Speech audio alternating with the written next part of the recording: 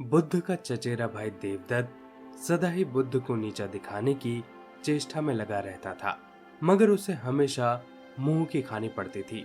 एक बार बुद्ध जब कपिलवस्तु पहुंचे तो अनेक कुलीन शाक्यवंशी राजकुमार उनके अनुयायी बने। देवदत्त भी उनमें से एक था। कुछ समय के पश्चात देवदत्त ने भी कुछ जादुई शक्तियां प्राप्त की और एक बार उनका प्रदर्शन मगध के भावी सम्राट अजातशत्रु के सामने पेश किया। वहां एक शिशु के रूप में वह प्रकट हुआ जिसने एक सांप को बंदी बनाकर रखा था। तभी से अजातशत्रु उसे परम आदर की दृष्टि से देखा करते थे। कुछ दिनों के बाद जब देवदत्त मगध से लौटकर जब संघ में वापस आया तो उसने स्वयं को बुद्ध से श्रेष्ठ घोषित किया और संघ का नेतृत्व करना चाहा।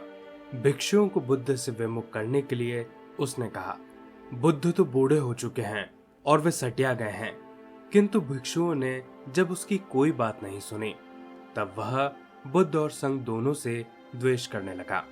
खिन्न होकर वह फिर से वापस मगध पहुंचा और अजातशत्रु को महाराज बिंबसार का वध करने के लिए प्रेरित किया, क्योंकि बिंबसार बुद्ध और बौद्धों को प्रचुर प्रशय प्रदान करते थे। प्रारंभिक दौर में बिंबसार को मरवाने की उसकी योजना सफल नहीं हुई, अतः उसने 16 धनुर्धारियों को बुद्ध को मारने के लिए भेजा। किंतु बुद्ध के व्यक्तित्व से प्रभावित होकर वह सारे उनके अनुयायी बन गए। क्रोध में तब देवदत्त ने पर्वत की चोटी से एक चट्टान लुढ़काई, जिससे पहाड़ से ही उत्पन्न 2 बड़े पत्थरों ने रास्ते में ही रोक दिया। देवदत्त के क्रोध की सीमा न रही।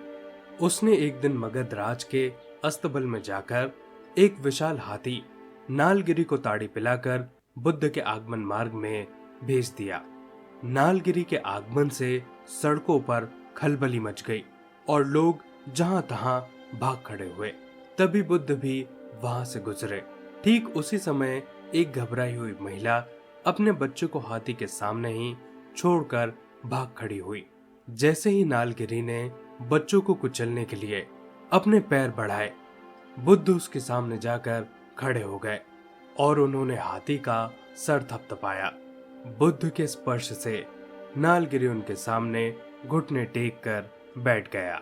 नालगिरी हाथी की इस घटना से देवदत्त मगध में बहुत अप्रिय हो गया और उसे तत्काल ही नगर छोड़कर जाना पड़ा।